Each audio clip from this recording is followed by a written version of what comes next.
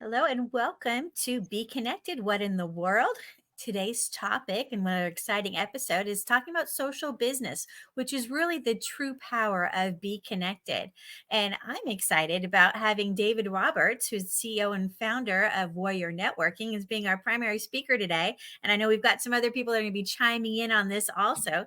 So we're really looking forward to see what David has to say. He's got 45 years of business transformation experience and 30 years in corporate VP and partner. He's a dedicated author, speaker, podcaster, and coach. And I've known him for absolutely for years. And I've seen him do all of these, and he's absolutely amazing. Now, last 15 years, he's been pursuing the vision of impact. And I know that's something he's very passionate about. And he wants to support and inspire leaders and building communities and networks. So I'm excited to hear what he's got to say today. And let's have some fun. All right. Thank you, Christine. Awesome job. I always am reluctant, as we talked about before, introducing myself. When you've got as much journey as you have behind you as I do, you can easily get off and spend a whole lot of time telling your story. So I don't want to do that, but it is relevant to what we're going to talk about today. For those who understand my background a little bit, is that working with influencers is something that I've done for 45 years. We just call influencers something different today. And we're going to kind of first, in this 30 minutes, we're going to get focused on what is an influencer. We may get to the attraction mindset to go after those influencers. We're going to break this up. My intent is really for these sessions to go for 30 minutes and then let people process on that. So if you're with us and you're not on stage here, like Christine and Ricky and Nathan, and I know Zip is here, go ahead and put any questions, comments, your ideas in the chat. Either Christine or Nathan or Ricky or one of us will see that and we'll engage with it. So this is a live discussion, but I'm going to give it a little bit of structure today. And for those that know me, sometimes I come off a little unstructured and I have ADD and I go wherever my heart takes me at any given point. So let's talk about this concept of attracting influencers. The four areas that we're going to focus on here is first, what is an influencer? Then we're going to go into, probably in another session, we'll go into the attraction mindset, or how to attract influencers, how we should think about that.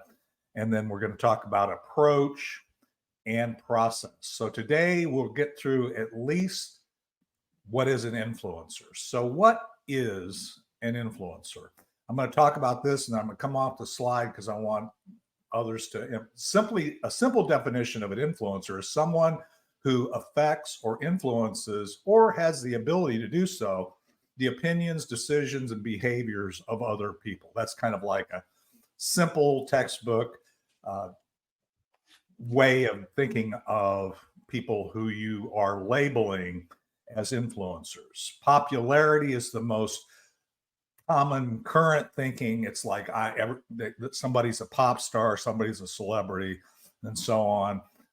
Their expertise, their credibility, and then the real question is, are you an influencer? So I want to clear that visual, and I'll come back to you guys and say, okay, so when you look at that definition, I'm going to go to Nathan first because Christine got to introduce me. So Nathan, the question on the table really is, to you, what is an influencer? Because that was kind of a textbook and kind of some areas that I think make you an influencer. But the first question is, to you, when you look at influencers, what are you looking at? I think when I look at what is an influencer, I mean, because I think we all have a level of influence, right? Like, I think every single one of us is an influencer in our right. It just depends on where are you talking about. Like, if it's on social media, I think a social media influencer today is someone who provides a ton of value. They provide a ton of content to a specific thing. I think, when it comes to life in a different capacity, I think it's more of, we all have influence over every interaction that we have. And so that's my initial reaction to what is an influencer today. Yeah, and I love that. And frankly, I'm 100% with you. Didn't surprise me a bit that we're totally aligned. But Christine, what are your thoughts? I'm going to give each of you a chance here because this is important. Sometimes you're an influencer without realizing it. Right? And it's not that you woke up and say, "Today I'm going to be a great influencer." Some people that's what they do, but for a lot of us it's everyday influencers, right? Do people come to you for advice, right? And how do you disseminate that information? And some people think, "Oh, influencers only relate to social media," and that's not the case. You have people that are, anti-social media, or that's just not their playground, but they still have lots of followers, right? Maybe you have a massive mailing list. Maybe it's a huge following and mailing list that's very active. Maybe you have your own community somewhere, right? So those influencers, you don't always find them in social media. So I wanted to point that out because a lot of times that's what we think of nowadays because of popularity, right? Yeah, and you're exactly right, Christine. And it's really the other thing is it's not just what you monetize. You both have kind of hit on that a little bit. So just because you don't consider yourself, okay, my business is influencing, and therefore I'm going after, because we've talked about on the BeeKonnected platform influencers.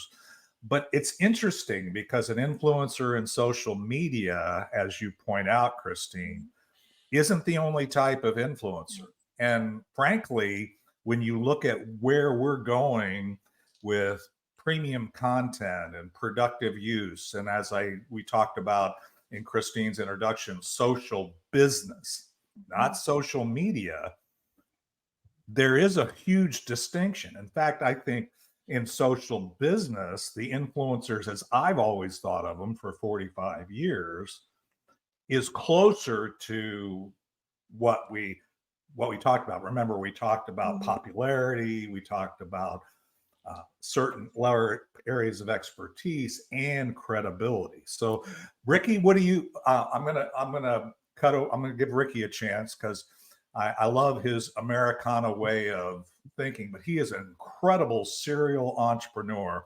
And don't let the way his Texas accent fool you. He's an incredibly brilliant guy. So Rickey, go ahead, brother. Well, I've always had my radar up when someone tells me they are an influencer that they're probably not. And it's kind of like the old fashioned name dropper. Somebody's always dropping these big names. And I think in the most instances, maybe people that are really, truly, realistically a realistic influencer, they're really not trying to be. It's just a natural thing that's happening. And I think those are the best kind of influencers. Actually, again, that's a value judgment, Rickey, but I tend to agree with you as well. I think a lot of influencers don't have to tell you they're an influencer. It's like something I heard the other day is if somebody has to cite their education, that's why I kind of probably steer away from introducing myself.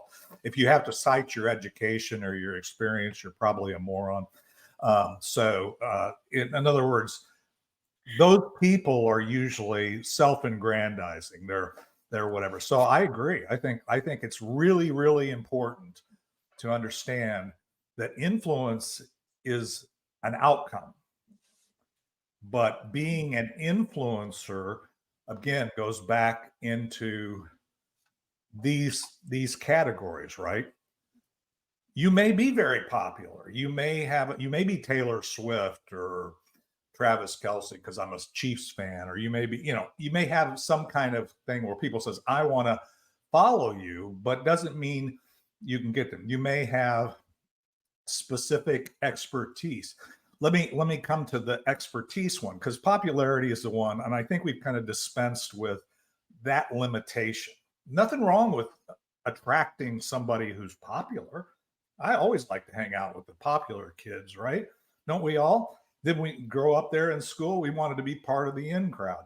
But beyond that, that's to me, that's an inch deep. That's not the depth that I think when we're talking about BeeKonnected, that we really, really, really need to be focused on. So expertise. Christine, I want to come back to you. What when I talk about expertise, and we'll go around, because like I said, we're not going to try and get through all this in this 30 minutes, but we will be back. So if you're watching this live right now, or you're watching it on replay, come back, because we're going to take this thread and we're going to pull it quite a while. I feel I've talked to Tanya about it, and I think that this is really an important discussion. So, Christine, what do you think? Expertise.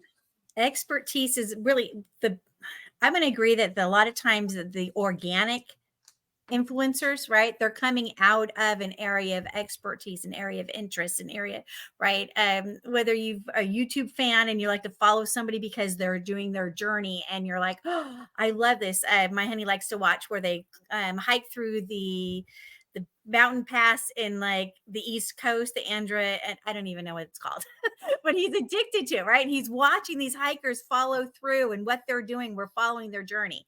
And really, when it comes to influencers, right, they're sharing with us. So anybody who's sharing their expertise or their journey is somebody that we follow. Yeah.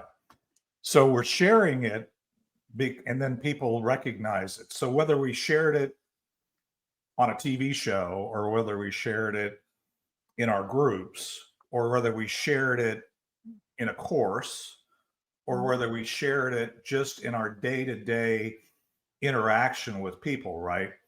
It's still something that attracts people, right? Brings them back to you and tells other people about you.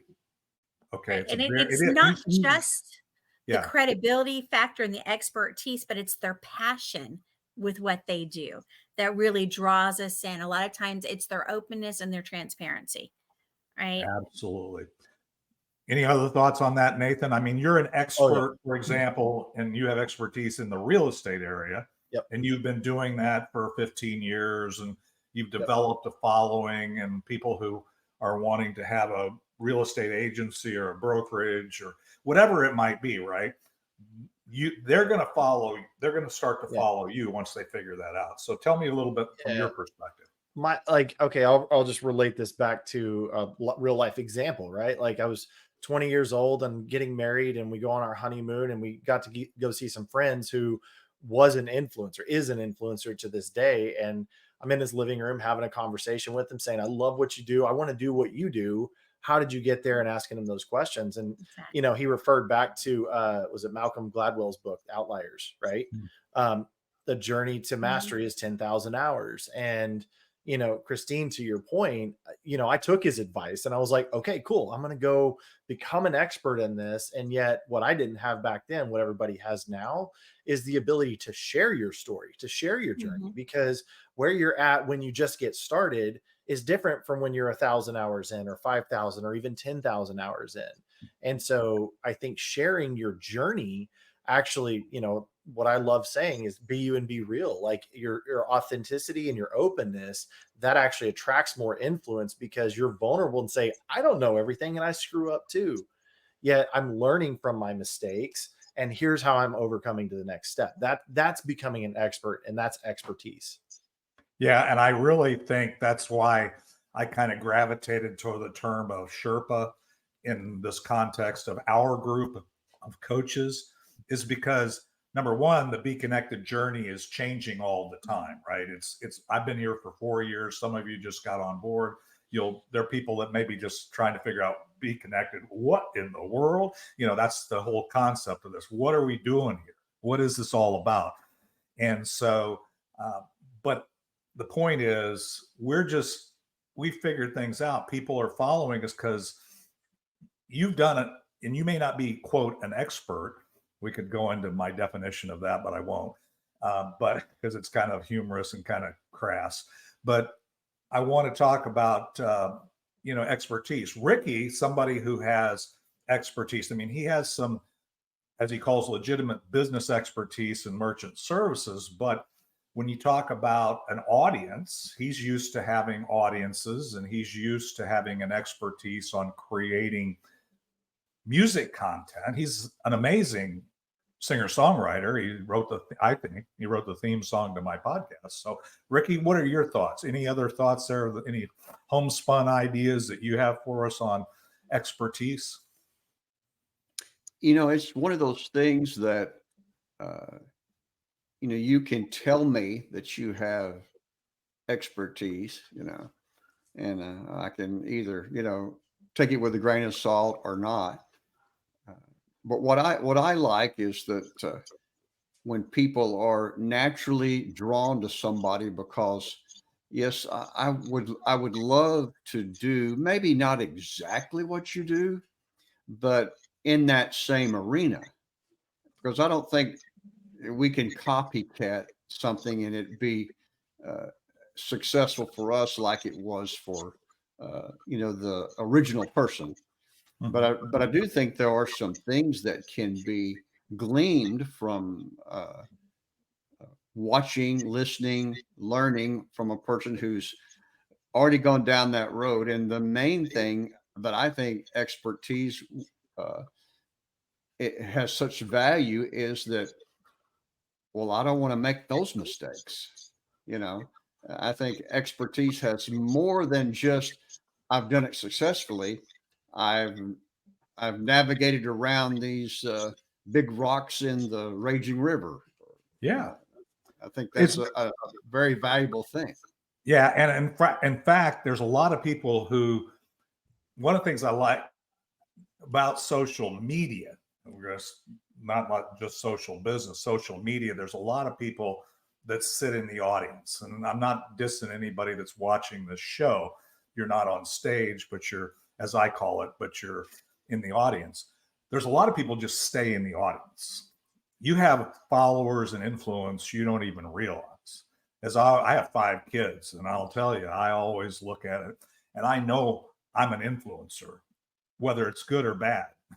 So if I'm doing something that I really don't want them to do or is not serving them, right, then I'm going to have to think about that. So we all are influencers. Nathan said it earlier. Everybody here, influence is there. Now the last one that we had, and this is, I think we're gonna land it on this one, and we'll come back at the next time, whether we do it Thursday at 7:30 or we do it next Monday. I haven't decided for certain, but stay tuned. Maybe we'll do another 30 minutes on, if I can get a quorum, if you will, on this coming, Wednesday at 7:30. So, but the last area that we talked about was credibility. And to me, they're kind of building, but credibility can come from expertise. It can come from popularity. Although I got to tell you, when it comes to popularity, there's nothing worse than stupid, smart people. There's nothing worse than people, in my opinion, that could be more damaging to you, to follow somebody that knows music, but you're asking them how to repair your car. And I'm not picking on Rickey. I'm just saying, just because you know music doesn't mean you know how to fix my car. You with me? So what are your thoughts about credibility, Nathan? I'm going to come to you because you look like you're just ready to explode. I'm just ready. Yeah, I think for me, credibility is, I think we just have to keep in mind it's social proof, right? Right. Rickey written so many amazing songs and everything else, or, if it's winning a Grammy at something, or, if it's, hey, I've helped a client get 800% more in their business over the last 6 to 12 months, right? Like, I think it's that social proof to prove I am an expert. Here's the reason why I have influence is because I have credibility, because I've proven it. Yep. Brad and Cheryl Rex, you nailed it. That's actually mine is, we're all start as a spurt. You said a drop of water, but anyway, yeah, an expert. And usually it's in the past. Those people who bill themselves as experts often maybe had an impact at one point in time, but the importance of that there. So great catch there. So as far as, and I agree with the credibility, it's really just giving people the comfort that they're following somebody that is not going to lead them off the path, or they're not going to. And And we all have had those experiences, right? That's one of the things we're dealing with here on BeeKonnected, is simply that there are people that maybe have a good shtick, if you will, on social media. Maybe they have 1 million followers. And again, I'm not talking against any of that. I'm saying that everybody, every coach, every one of these elite 100 coaches, not just the ones that are on stage here, we all are an influencer. And we're an influencer on this platform right now of 25,000 people that's going to go to 25 million plus over time. And wouldn't it be great to understand, number one, how we are an influencer? Because we talked about that. I think Nathan said it right out of the box, is we're all influencers. You know, somebody's following you. You may not even know it, right? Christine, what do you think? I really think what ties into it, you've heard about the large influencers, and then there's the smaller influencers.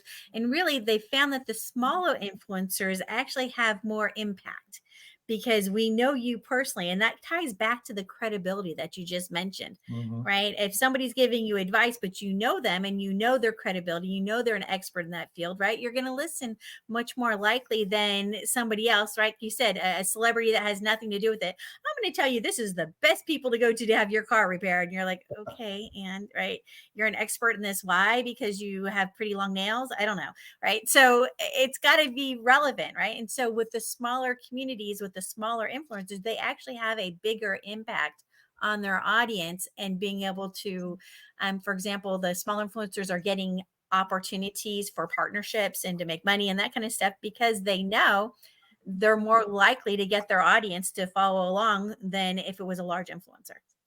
Well, and that is absolutely perfect for how we're going to probably land the plane here for this episode, because we're coming up on, we started about 3 minutes late, so I might go a little 3 minutes past if you guys will allow me that. But Christine, that is perfect point. The point is that getting closer to the person that's being influenced in a way is more likely that they're going to take action and actually put into practice the things you're encouraging them. Remember that definition, that take action, get them to make a decision, to get them to do things, to buy your product, your service, follow your direction. The closer you are to them feeling that they have a true relationship with you, and it's a more two-way. That's the thing. When you get closer to people, there's a mutual accountability. Not every person, in fact, I find most cases people who have very large audiences lose connection with their audience at some point, and then they end up just being either irrelevant or their influence begins to wane. And Right. that's where we really, really, really need to understand is here on BeeKonnected, it is social business. The social part is great, but getting close, and that helps us get close. But then the business part of it is we want the people that we're influencing to be productive on this platform. And to be productive, we have to take action, and we have to be able to help people take action. So that's why everybody should be connected to a coach. Everybody should have mentors. Every mentor should have mentor. I mean, we all need that accountability and that relationship. One last thought from everybody, and then we're going to land. So, Christine, I know you've always got something to add, and I love your ads, by the way. So I'm not saying that gratuitously. I really think of being intentional, right? Your credibility is all you have. So as an influencer, I believe we have a moral responsibility and what we do, right? So be intentional in what you do and use your influence to do good in the world.